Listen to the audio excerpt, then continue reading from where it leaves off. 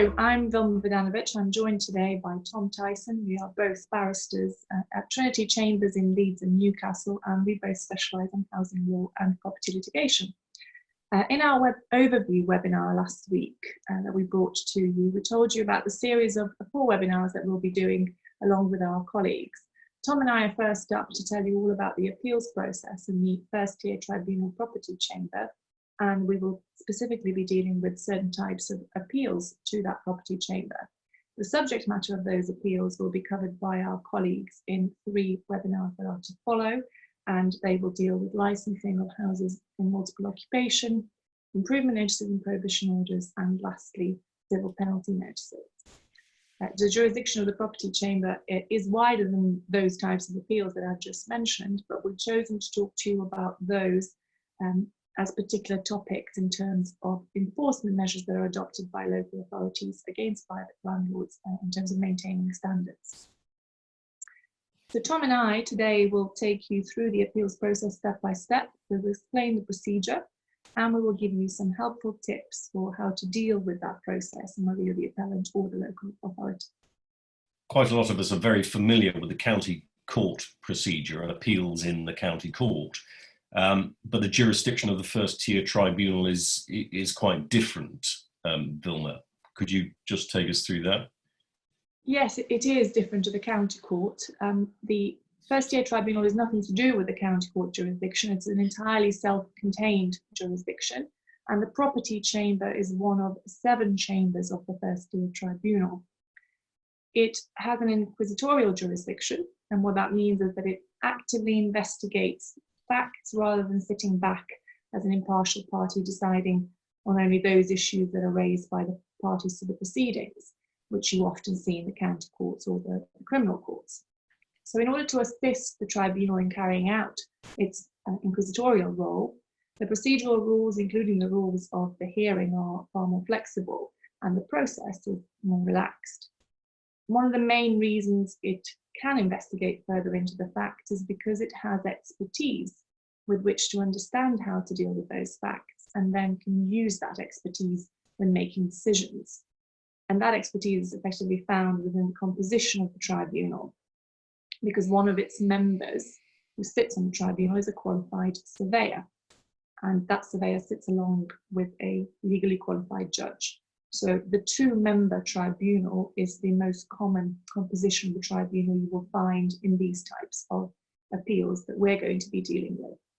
There are different compositions for different types of cases that the property chamber hears, but we won't be concerned with those.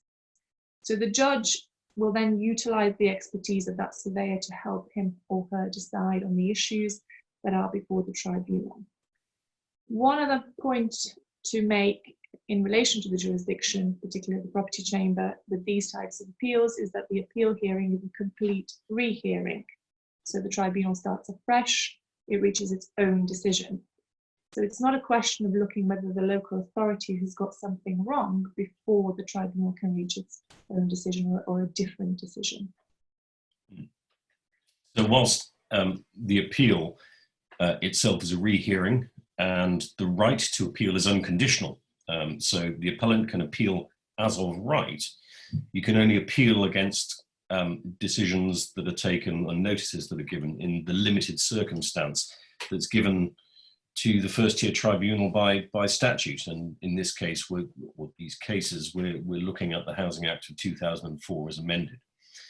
But when it gets to the appeal, because it's effectively a rehearing, the tribunal can take into account any matters that exist at the date of the hearing, even if they were not known at the time of the appeal, when the appeal was lodged, or were not known to the local authority when they made the decision to impose the sanction.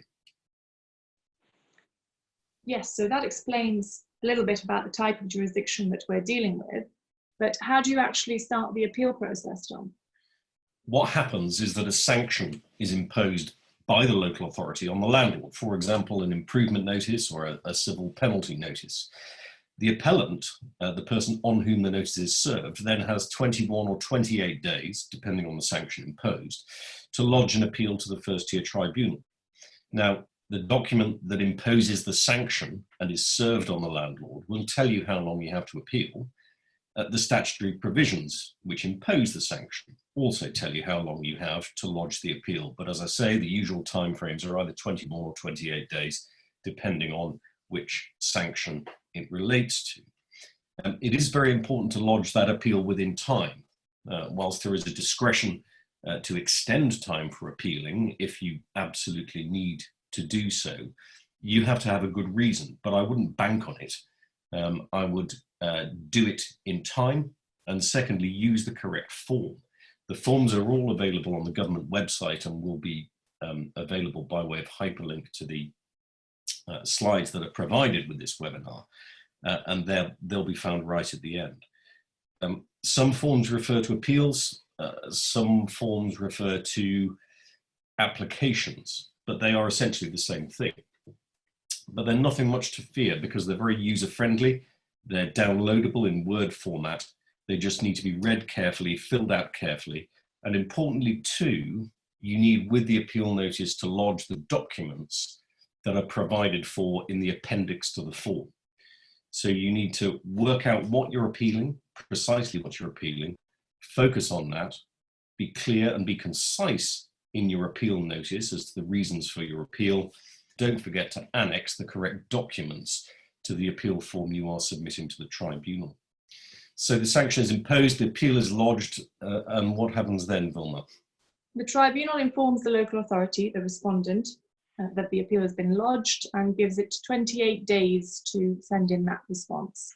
So this is the local authority's statement of case. It responds to the points which are raised in the appeal notice, but because local authorities have experience of dealing with these matters, they probably do respond in a much more detailed manner than just responding to the points in the appeal notice. They will cover a lot of matters because they know the process and they know what the tribunal has to consider. So once that response is in, within a matter of weeks, the tribunal will send out directions. These directions are detailed and they are going to have separate sections addressed to each party.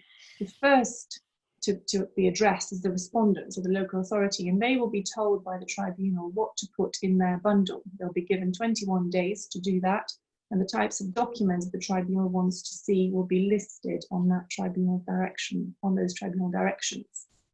Similarly, when it comes to the appellant, who then has a further 21 days to file their bundle, they too will be told what to put into that bundle and exactly what kind of documents are to go in. And just because the tribunal hasn't listed a document on the tribunal directions form, it doesn't mean that you can't put it in. If it's relevant, it should go in. After that, the respondent then has a further 14 days to put in a reply. And the tribunal directions will tell the local authority that this reply is meant to be brief. It isn't meant to be a rehearsing of all the issues that have been dealt with within the response or the bundle, but it is there for a reason, which we'll see in a moment when we come to discuss the bundles, which Tom is going to start us off with. Yeah, so if you're the appellant, your bundle needs to contain the details of the sanction that's been imposed, because the appeal form itself will ask for this to be included, and the accompanying documents that you attached to your appeal form. You will also be asked to put in documents and correspondence leading up to the imposition of the sanction, and correspondence between the parties before the appeal was lodged. And also, when dealing with these types of sanctions, you will find that there is often government guidance and individual local authority policies which are relied on in the decision-making process. And these too should be included so that the tribunal can review those when coming to their own conclusions on appeal. So that's essentially what needs to be in the bundle, but is there something specific usually directed towards the appellant in relation to their bundle about expanding on any reasons for appeal, Vilma? So yes, Tom, there is something in relation to that. It's actually a very helpful direction given to the appellants, and in fact an opportunity given to them to correct any issues that might have not been raised in the initial appeal form. What tends to happen is that appellants don't get legal representation from the outset. They think they're appealing one thing, in fact they're appealing another. As the appeal progresses, when they've had the bundle from the respondent, issues have crystallized, they have a better understanding of what's going on, or in fact, they've received some legal advice on the issues, and the real arguments then surface, and they can then develop them in these additional grounds which are put in, and also because it's the time of the filing of the bundle and their evidence, they can also put witness statements in to support those arguments. And of course, the tribunal can consider all matters that are before it whenever they arise. So that's a very useful direction for appellants in practice. We've also mentioned their experts' reports. Permission needs to be obtained from the tribunal if you're going to rely on an expert's report, and it is only granted when that is necessary. This is very fact-specific though, and it's to be considered on a case-by-case basis, so that there isn't really a great deal more that we can say about that at this stage. What we can say more about, of course, is witness statements, and these really are crucial, and it's crucial that they are on point as to what is being appealed. It's also crucial that they reference the documents that are attached to them so that the tribunal can easily navigate around all the exhibits, but also it helps because sometimes these types of appeals can have quite voluminous bundles. So it is crucial that there is that ability to cross-reference and to be able to follow the exhibits and lead the tribunal through it. As far as local authorities are concerned, in my experience of dealing with representing local authorities and looking at the witness statements that are produced, I'd say there are three things perhaps that often crop up. Firstly, I would say the statements need to tie in with the chronologies. They need to explain the process really well. So the process that the local authority adopted in reaching its decision to impose the sanction and so on. The tribunal will often look to the local authority representative when it comes to this part of it and will ask the environmental health officer or whoever the witness is to guide them through it, especially if the appellant is unrepresented. So it is important that the statements deal with that quite well. It's also important that there's good cross-referencing between plans and photographs. I've mentioned other exhibits, but particularly plans and photographs, especially in the current climate when there are no site visits, and you want to make it, if you're the local authority, as easy for the tribunal to understand the layout of the property as you possibly can. The housing officer or the environmental health officer who knows the property and is able to express themselves is the best person really to try and deal with that in their statement. And then lastly, the reasons for reaching certain decisions need to be explained really well. A number of times, policies, local authorities' own policies and government guidance have to be taken into account. Where that guidance is not followed for a reason, the statement needs to tell us why it hasn't been followed, but it also needs to explain how it has been followed. So even though the tribunal is reaching its own decision afresh, it's more difficult to depart from a well-reasoned decision reached by the local authority in line with its own policy. So you want to give, if you're the local authority, the tribunal every opportunity to try and adopt what you've already decided.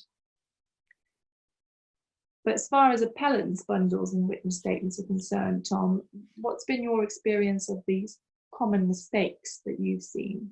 Well, I think the most common mistake is to be presented with a bundle that is not put together, as you suggest, with no cross-referencing of documents, photographs, plans and the like, and no explanation what certain documents are and how they came about. It's a frustration for any representative, and if it is for us as a representative, it is going to be for the tribunal. It needs to be, as you say, easy to navigate. And if you're an appellant, the tribunal will thank you for that. There is, in addition to that, I believe no real substitute for a good, concise skeleton argument. And if possible, one from both sides that draws together all the issues, the legal principles that are in play, and then references the submissions against those legal principles with the evidence in mind, where you have a bundle that's properly easily navigable with pagination, then the skeleton argument can be cross-referenced by bundle page numbers, and it is so much easier then to make your submissions in writing. Again, if one hasn't been done, a brief case summary or a chronology might assist to clarify what happened, when it happened, and what the issues are between the parties. And so these documents are of even more importance if the hearing is to be dealt with on paper, as increasingly more of them are, or by telephone. And certainly during the current lockdown situation, many hearings are being dealt with in that way. But they're even, well, perhaps just as important in a face-to-face hearing, because then you have all of your best points laid out in order before the tribunal, before the hearing actually begins. And I think they're invaluable. So once you've prepared those bundles and got the documentation together, Vilma, well, what happens next? The tribunal will send out a listing direction. It will tell you where the hearing is. They happen in various venues. There isn't a fixed venue for any particular city. The address will be on that direction, and they will also tell you about a site visit, which will usually be in the morning or the day before. Now, that is in the normal state of affairs, but we're not at the moment in the normal state of affairs, so there aren't any site visits being conducted at the moment. Usually the purpose of that site visit is obvious. It's for the tribunal to view the property, to familiarise itself with the property and the layout and the issues within it. It's a good idea for the main officer, the main witness for the local authority, to attend so that they can point out anything to the tribunal. And the same goes for the appellant. If you are an appellant, you want to be there. Not to argue your case again, or for the first time rather, before the hearing, but it's for you to point out any relevant matters. And especially if something has changed or you've done some works to the property since you filed the bundles, that's your opportunity to point that out and perhaps discuss it in short form. As I say, site visits have been cancelled. There are some drive-by inspections taking place, but those are going to be of very limited use in few cases because more often than not, the issues are inside. So that's why photos and plans are even more crucial during this period. So as you've explained, Tom, ordinarily one would have a face-to-face hearing or a paper hearing if the parties opt for it. There's no choice of face-to-face hearings at the moment, so this is only telephone hearings or again paper hearings if parties opt for it. But if it is a hearing by telephone or indeed face-to-face, the format of the hearing is really whichever way the tribunal decides to deal with it on the day. Much will depend on the issues. If the appellant is represented or unrepresented, will also steer the way in which they want to deal with it. They tend to let the unrepresented appellant have a good go at getting their points across, so there will be quite a lot of leeway afforded to that unrepresented appellant. If they are represented, then the representatives will focus on the issues that are contested between the parties or that the tribunal wants the representatives to deal with. There is evidence obviously given, evidence from a chief, examination chief, and then cross-examination as well. Unrepresented appellants will be given assistance by the tribunal to ask questions of the environmental health officers or other witnesses, and they will be their questions will be channeled by the tribunal if required to keep them on track. What I would have to say is that in every case that I have done, the order or the format of the hearing differs to the next. There really isn't a set way of doing it. Evidence is not usually given on oath, but there is provision for the tribunal to take that evidence on oath if required, perhaps in cases where it's particularly controversial between the parties. And then both the parties will get the opportunity to make closing submissions. The decision will be reserved by the tribunal and it will be sent out in writing, usually within 6 weeks of the hearing. And that decision can take one of 3 forms. It can either confirm the original decision made by the local authority, so nothing changes, the appeal failed effectively. The decision could be one to vary what the local authority has decided on. So, for example, there is no issue with imposing a license on a house in multiple occupation, but there are perhaps issues with the conditions that have been imposed, and the tribunal might want to vary those conditions, make them more onerous perhaps. Or it might increase the level of financial penalty imposed in a civil penalty notice. So the fact that the notice is imposed is not an issue, but they will vary the level of the fine. So that is a variation, or the decision can be quashed entirely, which means the appeal is successful effectively.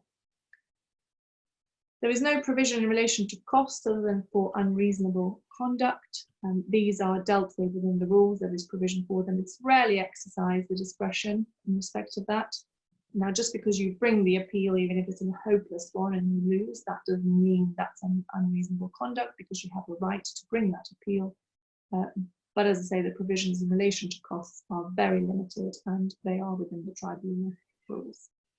So what you see now up on the screen are the links that we've talked about, which give you a link to the property tribunal rules and also to the appeal forms, which, as we mentioned earlier, are in downloadable Word format. So essentially, Vilma, in terms of bringing or responding to an appeal, it certainly seems to me that these are difficult subject matters. So you need to be aware of what your best case is. Take early legal advice as to what that best case is to help you understand how to bring your best possible case before the first-tier tribunal. And also, although there is a more flexible approach with the FTT in terms of both jurisdiction and procedure, it is important to comply with time limits in the directions, but if you're appealing in particular, to get your appeal notice lodged within the 21 or 28 days. And I would add to that 2 further points, I suppose. It's a really simple point, but not one to be underestimated, and it is to do with the order of the bundles and the content of the witness statements. They really do need to address the issues. Good ordering is vital, so cross-referencing and the clarity of your argument within the statement, but also then the clarity of the argument within any skeleton arguments that you do file, which are really welcomed by the tribunal. They do like them, and they are helpful to them. And so these 2 last points really are especially important now that there aren't any face-to-face hearings. This is something to take on board and to bear in mind, even more so in the current climate.